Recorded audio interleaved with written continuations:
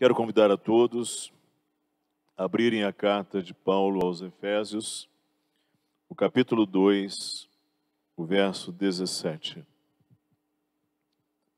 Carta de Paulo aos Efésios, capítulo 2, verso 17.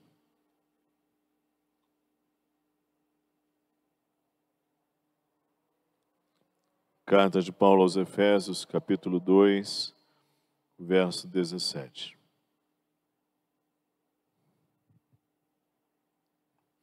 E vindo, evangelizou paz a vós outros que estáveis longe, e paz também aos que estavam perto. Vamos repetir juntos esse verso 17, juntos.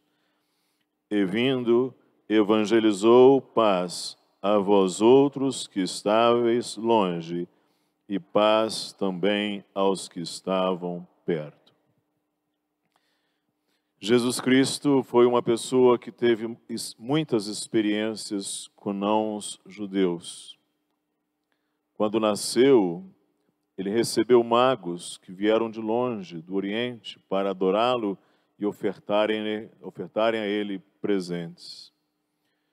Jesus Cristo, ainda menino, foi para o Egito, fugido debaixo da ira da sanha assassina de Herodes. Jesus Cristo curou o servo de um centurião romano e disse que em Israel não encontrou uma fé igual àquele centurião romano.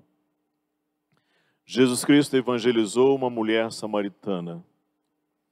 Ele curou um leproso samaritano. E em uma parábola ele disse que um samaritano amou mais o próximo que um sacerdote e um levita judeus. Jesus Cristo curou a filha de uma mulher cirofenícia. Jesus Cristo teve muitos contatos com não-judeus. E não apenas isto. Ele termina o seu ministério dizendo: ide por todo o mundo, pregai o evangelho a todas as nações. Ide por todo o mundo, fazei discípulos em todas as nações, batizando-os em nome do Pai, do Filho e do Espírito Santo.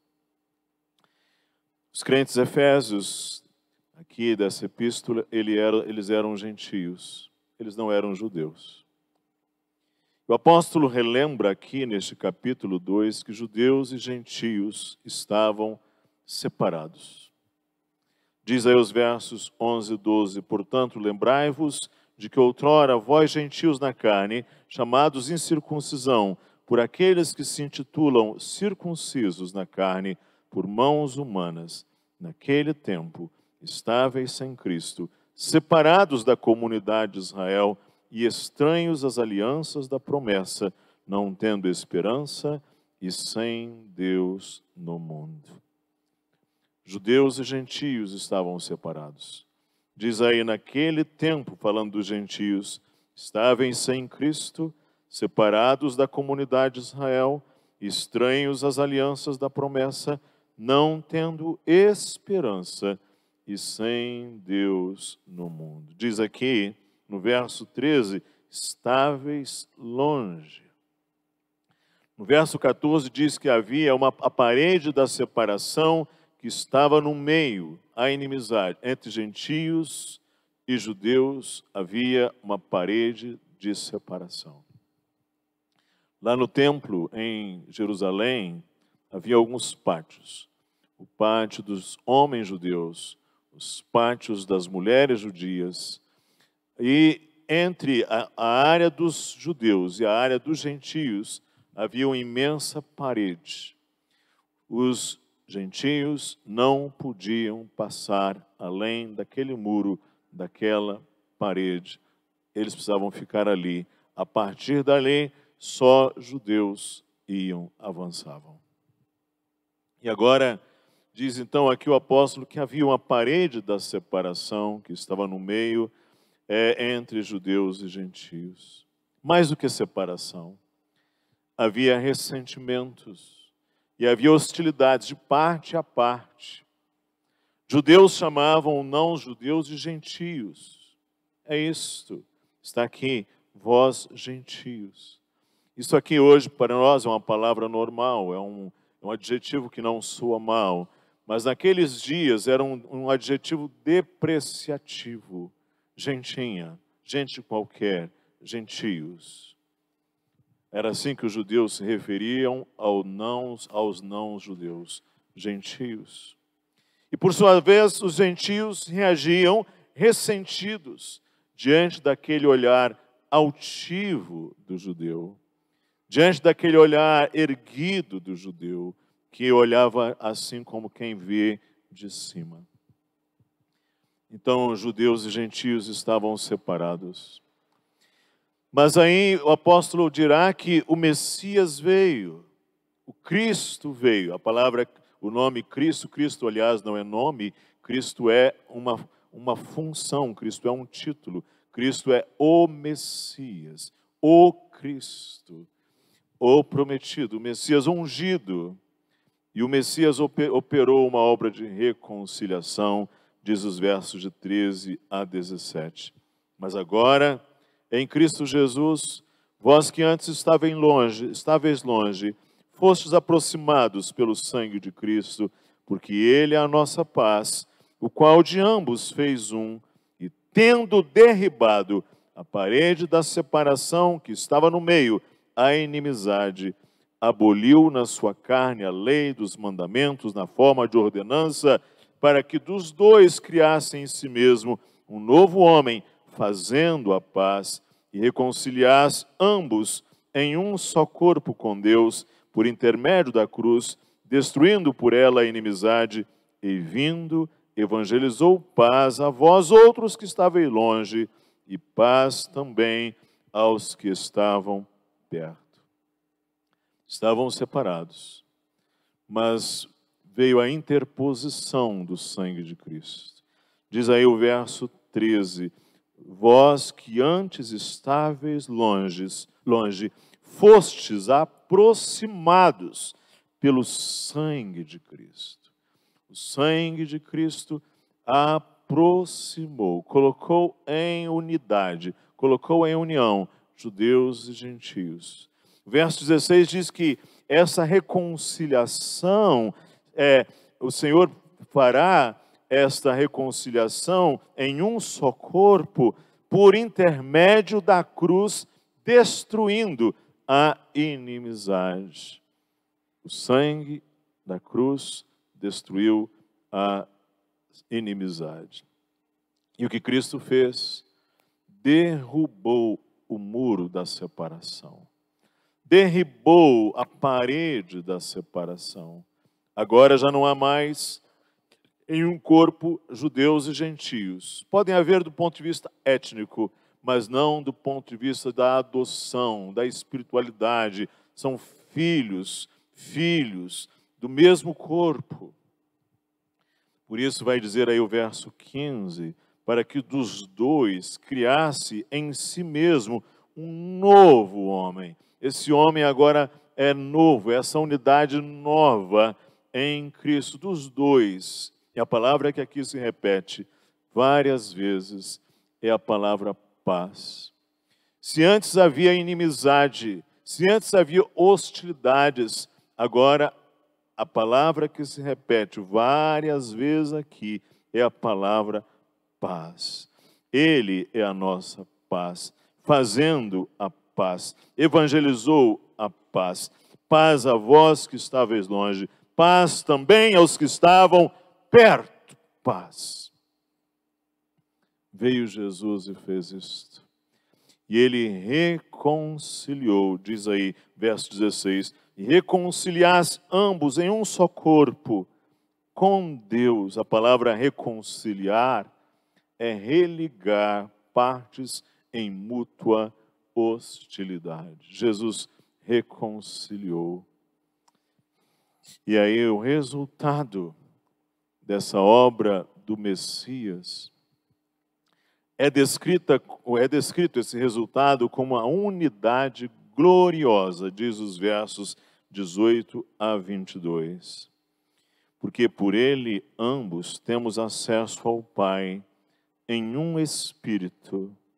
Assim já não sois estrangeiros e peregrinos, mas concidadãos dos santos, e sois da família de Deus, edificados sobre o fundamento dos apóstolos e profetas, sendo Ele mesmo, Cristo Jesus, a pedra angular, no qual todo edifício, bem ajustado, cresce para santuário, dedicado ao Senhor, no qual também vós juntamente estáis sendo edificados para a habitação de Deus no Espírito.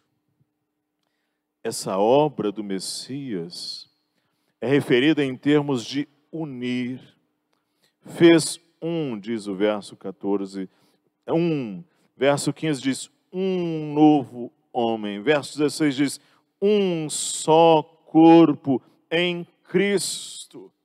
Um só corpo em Cristo. E esta unidade que agora reúne judeus, gentios de todas as nações, gentios de todos os lugares, gentios africanos, gentios asiáticos, gentios europeus, gentios nórdicos, gentios australianos, gentios da América do Sul, gentios, todos. Esta unidade em Cristo, ela é trinitária. Ou seja, as três pessoas da divindade, diz o verso 18. Porque por Ele, ambos temos acesso ao Pai em um Espírito. Por Ele, Jesus Cristo, segunda pessoa da Trindade, ambos, judeus e gentios, temos acesso ao Pai em um Espírito. Pai, o Filho, o Pai e o Espírito, unidos. E agora nós, unidos, todos, nesta unidade trinitária. Por quê? Na Trindade há uma unidade perfeita, uma unidade que nós temos dificuldade de entender. Ontem dizia alguém que estávamos compartilhando a palavra de Deus ontem à tarde, eu dizia, muitas coisas nas Escrituras nós temos muita dificuldade de entender, porque nós seres humanos somos presos, estamos aprisionados ao tempo e ao espaço, nós não conseguimos repensar e refletir e raciocinar fora dessas categorias, porque nós estamos, sobre nós é imposta esta limitação. Mas por isso nós não compreendemos certas coisas, mas há uma unidade perfeita, uma única divindade em três pessoas, o Pai, o Filho e o Espírito Santo. E agora, diz o apóstolo, nós somos unidos, trinitariamente, unidos nesta unidade perfeita do Pai, do Filho e do Espírito. Nós todos, judeus e gentios. Por isto, há uma só cidade, uma só família, um só templo. Vejam os versos 19 a 22. Assim já não sois estrangeiros e peregrinos, mas concidadãos dos santos, e sois da família de Deus, edificados sobre o fundamento dos apóstolos e profetas, sendo Ele mesmo, Cristo Jesus, a pedra angular, no qual todo edifício bem ajustado cresce para santuário dedicado ao Senhor, no qual também vós estáis sendo edificados para a habitação de Deus no Espírito. Nesta unidade, nós agora somos concidadãos dos santos, diz o verso 19. Assim já não sois estrangeiros e peregrinos, mas concidadãos dos santos. As cidades de Israel recebiam muitos peregrinos e forasteiros. E mais, o próprio templo lá em Jerusalém, nas suas festas, recebia muitos peregrinos e muitos forasteiros que, entretanto, não podiam entrar nas áreas mais íntimas, mais sagradas do templo. E o que é um peregrino e forasteiro? É alguém que se sente estranho, é alguém que se sente deslocado, é alguém que não se sente parte, é alguém que não se sente em casa, é alguém que não se sente do lugar. Mas agora diz que nós somos uma cidade. E uma cidade é diferente de um amontoado de pessoas. A nossa noção ocidental de cidade vem dos gregos. Os gregos tinham as suas polis, que eram as cidades-estado. Atenas, Esparta, Corinto, muitas outras. Eram cidades organizadas. Os homens iam para as praças e ali faziam as suas assembleias, as suas eclesias, e ali deliberavam os rumos da cidade. Eram cidades organizadas. Essa é a nossa noção de cidade no Ocidente. No estado do Pará, aqui no Brasil, na Serra dos Carajás, ali é uma região rica em minérios. Em 1979, foi encontrado ali, naquela região, pedras de ouro de aluvião. E ao final do primeiro semestre de 1980, cerca de 30 mil garimpeiros já se haviam deslocado para a área que veio a se chamar de Garimpo da Serra Pelada. 30 mil garimpeiros. Em 1984, Serra Pelada chegou ao seu ápice em relação ao número de pessoas, com 80 mil residentes. O lugar virou um formigueiro. Só que um formigueiro tem cooperação, um formigueiro tem ordem, um formigueiro tem lógica. E lá em Serra Pelada havia uma atividade predatória, prostituição, corrupção, desvios, contrabandos, homicídios, furtos. Em 1987 houve um cerco do Exército Brasileiro e o ataque pode ter ceifado a vida de 79 garimpeiros. Vários outros conflitos surgiram pelo controle das áreas de mineração, até que em 2014 a mina foi fechada. Quando a palavra de Deus fala de concidadãos, ou seja, habitantes de uma mesma cidade, não está pensando em algo do tipo Serra Pelada. O que havia em Serra Pelada, em rigor, era um aglomerado, com uma lógica predatória, mas não era uma cidade em que as pessoas cooperam entre si, em que há a busca de um bem comum, e as pessoas dizem, isto aqui é a minha casa. Nós agora somos concidadãos dos santos. Mas também nós somos família de Deus, diz o verso 19, família de Deus. Na família há um vínculo. Eu olho aqui, chego na hora, um pouco antes para o culto e percebo as famílias chegando. Elas chegam juntas, elas têm os seus rituais de chegar à igreja, um abre a porta, o outro ajuda, o outro carrega. A família há vínculos.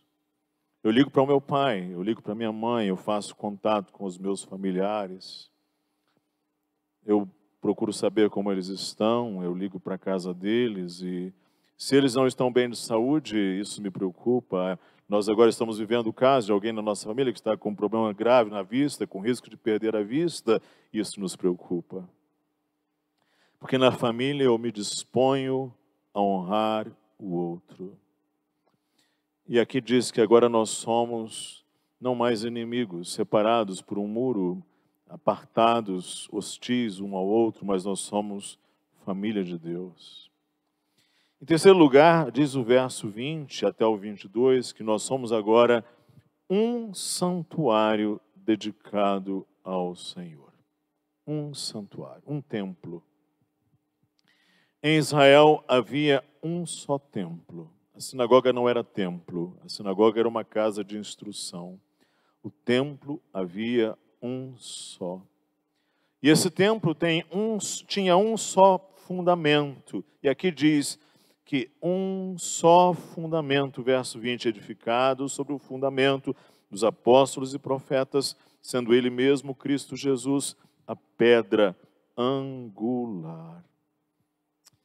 Você está lembrado?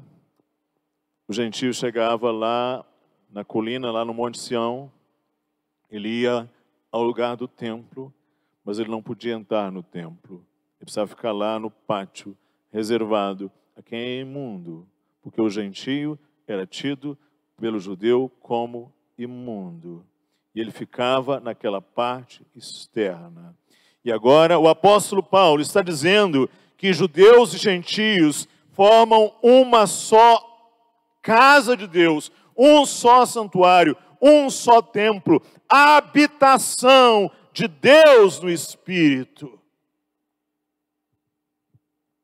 Um edifício bem ajustado, as pedras estão conectadas, a união da pedra. A pedra angular só tem uma, que é Cristo. As outras pedras são edificadas sobre ele. E eu lembro aqui que um amontoado de pedras não é um templo. Os judeus construíram o seu templo lá no Antigo Testamento na época de Salomão. Veio o imperador babilônio, Nabucodonosor, demoliu aquele templo. As pedras ficaram no chão. Aquele amontoado de pedras não era o templo. Era só um amontoado de pedras. Até que veio Neemias e no tempo de Esdras e reconstruíram e colocaram, edificaram as pedras, o edifício bem ajustado, para usar a linguagem do verso 21. E assim, em Cristo, judeus e gentios, antes inimigos, agora, diz o verso 22, também vós, juntamente, estáis sendo edificados para a habitação de Deus no Espírito. Irmãos, irmãs, a cruz, com o sangue de Cristo, é o antídoto para um mundo de inimizades e separações. Esse é um mundo cheio de separações. Esse é um mundo cheio de hostilidades, inimizades, ódios, ressentimentos, rancores, amarguras. Esse é um mundo cheio de separações, irmãos. E a cruz e o sangue de Cristo, como diz aqui o texto, é esse antídoto, esse remédio, essa cura para um mundo de separações e inimizades. Eu e você, sob o manto da cruz, como habitação de Deus no Espírito, em comunhão na igreja, devemos ser uma antítese às lógicas prevalecentes de inimizades e separações que operam neste mundo. A igreja não é o que prevalece neste mundo. O que prevalece neste mundo é um mundo sem paz, é um mundo sem unidade, é um mundo em inimizades, é um mundo em rancores, é um mundo de paredes, de abismos e separações. Bem-aventurados os pacificadores, porque eles serão chamados filhos de Deus, diz a palavra do Senhor, diz o Senhor Jesus Cristo. Assim, em igreja, nós devemos fazer movimentos de humildade e transcendência. Explico-me. Pedro, um dia foi chamado aí à casa de Cornélio. Só que Cornélio era romano, Pedro era um judeu. E Pedro teve imensa dificuldade de ir à casa de Cornélio, porque a casa de Cornélio era uma casa tida pelo judeu como imundo. Mas alguém precisou dizer a Pedro que o Espírito de Deus, o Espírito Santo, e não há nada mais santo, não há nada mais puro do que o Espírito, havia descido sobre Cornélio e sua família. E aí o Senhor precisou, então, quebrar o coração de Pedro, transformar a forma de pensar de Pedro, para que ele pudesse ir à casa de Cornélio, abençoar Cornélio, batizar Cornélio e sua família. É preciso que eu me direcione ao outro. É preciso que eu faça movimentos de humildade e transcendência na direção do outro. Penso que vocês entendem o que é a manha da criança. Quem aqui tem filho, ou quem tem neto, sabe o que eu estou dizendo. A criança faz manhas. E faz tão logo aprenda que pode fazer. Quantos anos a criança começa a fazer manha? Começa logo. De repente, quando você menos imagina, mas ainda desse pequenininho, desse tamanhozinho, esse pedacinho de gente, já faz manha? Faz. E às vezes, é possível que nós estejamos tomados de manhas enquanto adultos. Um casal imaturo e um casal maduro, essa é uma grande diferença.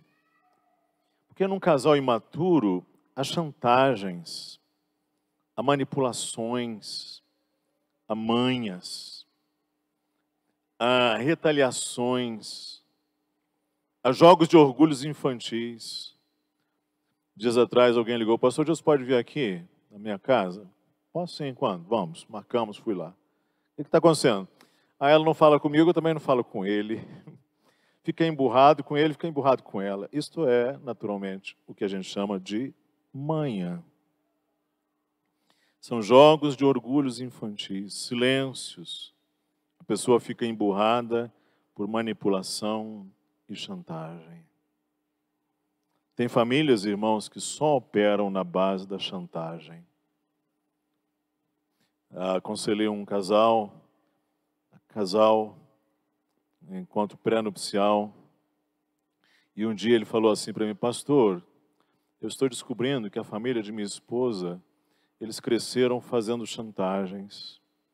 Tudo eles conseguem chantageando com barganhas, com manhas. Só que ela não percebe. Isso é tão arraigado que faz manha o tempo inteiro. Tem casais que só operam na base de chantagens emocionais. Isso é muito pouco maduro. Mas veja, o sangue e a cruz de Cristo, que promove unidade da igreja, requer que nós deixemos as coisas de menino. Quando o apóstolo Paulo vai falar lá sobre a maturidade do amor aos coríntios, a igreja de Corinto era uma igreja cheia de manhas. A igreja de Corinto era uma igreja manipuladora. A igreja de Corinto era uma igreja de chantagens, de divisões, de ostentações. O apóstolo então vai dizer no capítulo 13 aos Coríntios, quando eu era criança, quando eu era menino, eu falava como menino, eu corria como menino, eu discorria como menino, mas logo que me tornei adulto, ou logo que me fiz homem, eu acabei com as coisas de menino. Eu deixei para trás as coisas de criança. E assim, irmãos, é então importante um amor maduro. Como uma ave que voa segura e não fazendo chantagens. Às vezes alguns irmãos fazem aqueles voos ou retiradas monásticas. São como aquelas ovelhas que se enveredam por aqueles caminhos solitários, como aquelas ovelhas lá na Escócia que sobem aquelas escarpas isoladas, aquelas montanhas lá em cima, bem complicadas, se isolam. E aí depois falam, mas pastor, ninguém veio me visitar, ninguém me viu, ninguém veio até aqui, ninguém sabe onde eu estou. A pessoa vai lá para aquelas montanhas escondidas e se isola, faz seus voos monásticos. É preciso que a gente faça movimentos de transcendência em relação ao outro. Um pastor recentemente, um colega me dizia, pastor Gilson, eu sinto as minhas ovelhas com baixíssima doação e responsabilidade pactual. Eu entendi o que ele está dizendo. Esses dias agora aconteceram lá os tornados nos Estados Unidos. Muitas pessoas perderam suas casas. Foi uma tragédia de grandes proporções, não é? Aqueles tornados. Pessoas morreram, pessoas perderam seus familiares, pessoas perderam seus bens. Mas aconteceu algo muito interessante, que é uma característica da nação norte-americana. As pessoas as mais diferentes, de diferentes igrejas, de diferentes contextos, de diferentes realidades desconhecidas, vinham e ajudavam ali a reerguer aquelas casas, porque aquele é um país que foi construído, formado sob o sentido de pactualidade, de cooperação. Foi assim no 11 de setembro, bombeiros do país inteiro, até da Flórida, até da Califórnia, os pontos mais remotos, foram lá, a 11 de setembro, ajudar aquelas pessoas que lá estavam, famílias, levantar aqueles escombros. Se você for a Nova York, vai encontrar lá, inclusive, os seus emblemas ali naquele lugar onde hoje está aquele monumento. É preciso nós resgatarmos uma ética mais pactual. E isto é preciso que comece comigo, que comece com você, que nós façamos movimentos em direção ao outro e não fiquemos naquela condição infantil da criança que faz a manha ou do casal que fica fazendo a birra, a chantagem. Isto é pouco maduro. Cristo é a pedra fundamental, mas por vezes nós podemos ser um tijolinho querendo ser tudo. Pedra angular só tem uma. Mas às vezes em algumas igrejas há muita disputa por honrarias. Pedra angular é só Cristo. Eu termino. Cristo veio e evangelizou a paz. Paz aos que estavam longe, paz aos que estavam perto. Este mundo está cheio de paredes de separações, irmãos. Esse é um mundo em que falta paz. As pessoas estão isoladas. Cada vez mais isoladas e usando meios artificiais para se comunicar. Como os castelos medievais. Os castelos medievais tinham um fosso ao redor, né? Um grande fosso. E nesse fosso tinham jacarés. Jacarés, bichos perigosos. O que a pessoa estava dizendo é, aqui você não entra. A cruz, com o sangue de Cristo, é o antídoto para um mundo de separações e inimizades. A cruz e o sangue de Cristo são a nossa mensagem. A cruz e o sangue de Cristo não são apenas a nossa mensagem, são o nosso método, o nosso jeito de fazer as coisas. O nosso jeito de fazer as coisas. Ou seja, quando nós fazemos as coisas, há um morrer, há um esvaziar, há um mortificar, há um crucificar. Ou seja, eu não fico erigindo barreiras e muros, eu não fico fortificando castelos intransponíveis. Eu interponho nos meus relacionamentos o sangue, a cruz de Cristo. Em resumo, o Messias proclamado nas celebrações do Advento, diz aí o verso 17, vindo, evangelizou paz a vós outros que estáveis longe e paz também aos que estavam perto. Graças a Deus por nos ter enviado o príncipe da paz. Glória a Deus nas maiores alturas e paz na terra entre os homens, a quem Ele quer bem. Que o Senhor nos abençoe a todos. Senhor, ajuda-nos a percebermos o custo da unidade que a cruz e o sangue de Cristo promoveram. Ajuda-nos a investir nela. Ajuda-nos a trabalharmos em prol da paz. Esta paz que Cristo conquistou para nós e entre nós. Ajuda-nos. Ajuda-nos a sermos uma comunidade de paz, de pacificadores. Uma comunidade que promova a unidade e não a discórdia. Que promova a edificação mútua e não a separação. Que promova, com gestos de humildade e transcendência, a edificação de um só edifício, santo, para o santuário de Deus, em habitação no Espírito. Queira que nesse dia em que nós olhamos para a obra do Messias, que nós não nos esqueçamos que Ele é a mensagem do Senhor a comunicar paz na terra entre os homens a quem o Senhor quer bem. Amém.